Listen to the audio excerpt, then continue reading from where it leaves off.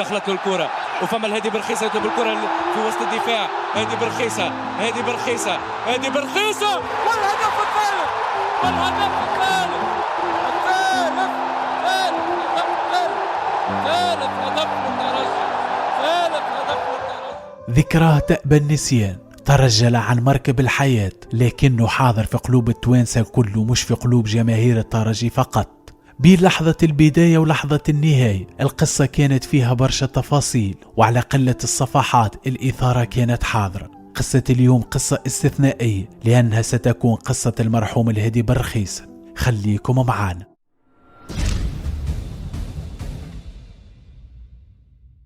في 28 جوان 1972 ولد الهادي برخيصة في جزيرة قرقنة في صفاقس، قبل أن يغادر في نفس السنة رفقة عائلته إلى فرنسا. بعد 6 سنوات الحنين والثقافة العربية يعيد الهادي برخيصة إلى تونس من أجل تعلم اللغة العربية، ولكن البعد على العائلة خلى بلها ما يرتاحش ويرجع لفرنسا من جديد.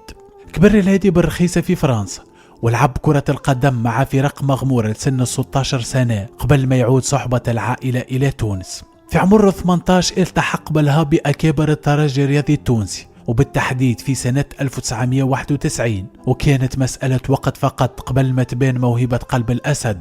قوة وصلابة كبيرة في الدفاع والتدخلات، وسرعة ورشاقة في المساندة الهجومية، وزيد عليهم الضربات الرأسية. المعنى الحقيقي للظهير المثالي كان يتجسد في الهادي برخيصة. بين سنة 1991 و 1997 السنوات كانت قليلة، ولكن العطاء كان غزير والحصاد كان وفير في مسيرة الهادي برخيصة. في أول موسم ليه سنة 1991 الهادي برخيصة ينهي الموسم بطلا لتونس مع أبناء باب سويق، قبل ما يتوج ببطولة تونس الثانية في رصيده سنة 1993 والثالثة في 1994. عام 1994 كان عام للتاريخ بالنسبة للهادي برخيصة وبالنسبة للكرة التونسية. دوري أبطال إفريقيا يدخل خزائن الترجي الرياضي للمرة الأولى، ويعود إلى تونس للمرة الثانية بعد مباراة ملحمية في إياب مواجهة النهائي أمام الزمالك المصري. كسر فيها الهادي برخيصة قواعد المنطق في عالم كرة القدم، وقدم فيها أداء أسطوري.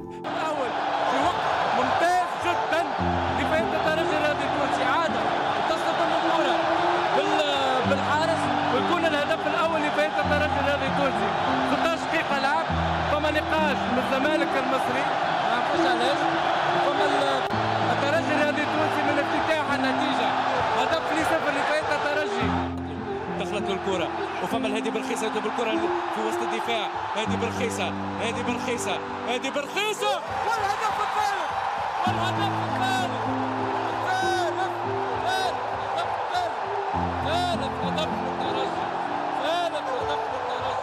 مدروسة من الخطط اللي تدرب عليها الترجي طويلا.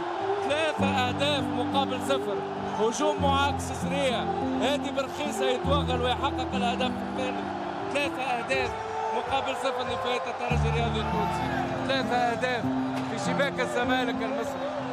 3 أهداف، الهدف الثالث في الدقيقة 17 من الشوط الثاني. في سنة 1994 أيضا الهادي برخيصة يتوج صحبة الترجي الرياضي التونسي بلقب البطولة العربية للأندية البطل، ويتلقى أول دعوة لتمثيل المنتخب الوطني التونسي. في سنة 1995 الهادي برخيصة يواصل ملء سلة الألقاب مع الترجي الرياضي ويحصد كأس السوبر الإفريقي، ويزيد يتوج بالكأس الأفرو آسيوي قبل ما تكون المكافأة الفردية الأبرز في مسيرته والأولى في تاريخ لاعب تونسي، وقت تحصل على جائزة أفضل لاعب عربي. المسيرة الدولية للهادي برخيصة بدأت سنة 1994 و26 مباراة كانت شاهدة على تألق بلها بقميص نسور قرطاج، وتزينوا ب6 أهداف، كل هدف منهم ما زال راسخ في ذاكرة كل تونسي.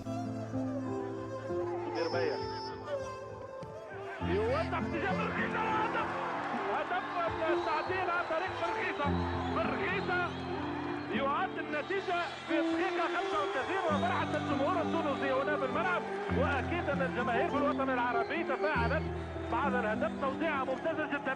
شوفوا الكرة بين بوعزيزي وزبير بيا، وزبير بيا التوزيعة بتاعه ممتازة جدا وممتازة جدا من برخيصة بالرأس.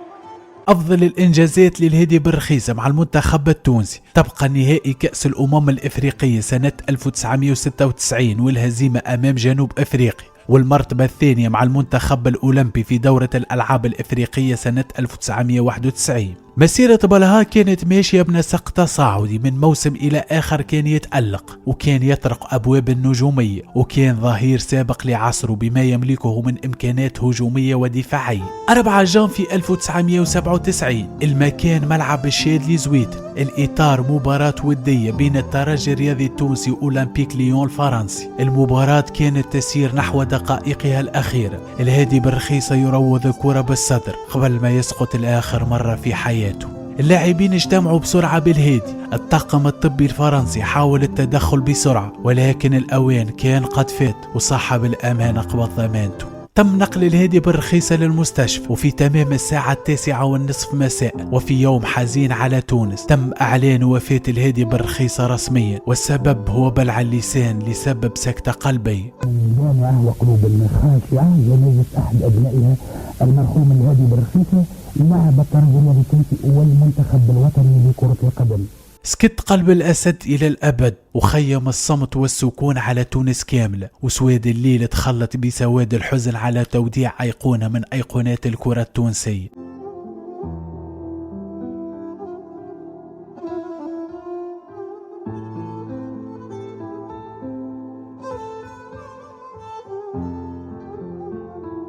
بأوامر رئاسية تم دفن بلها في مقبرة الجلاس بالعاصمة تونس حتى يكون قريبا من كل التونسيين، ولكن والد الهادي بالرخيصة أكد أن رفاة ابنه تم نقلها إلى جزيرة قرقنة.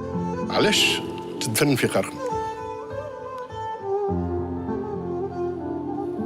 احنا بطبيعتنا توفى في تونس، في مخنا احنا قلنا دفينا بطبيعة الحال باش تجي في قرقنة، يعني من عدم هكا يعني.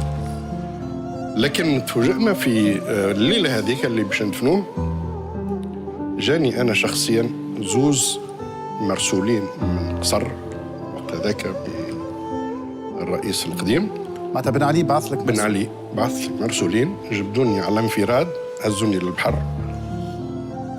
قال لي باش نقولوا الكلام يقعد كام بيناتنا، الهادي بالرخيصة ما يتدفن إلا في تونس.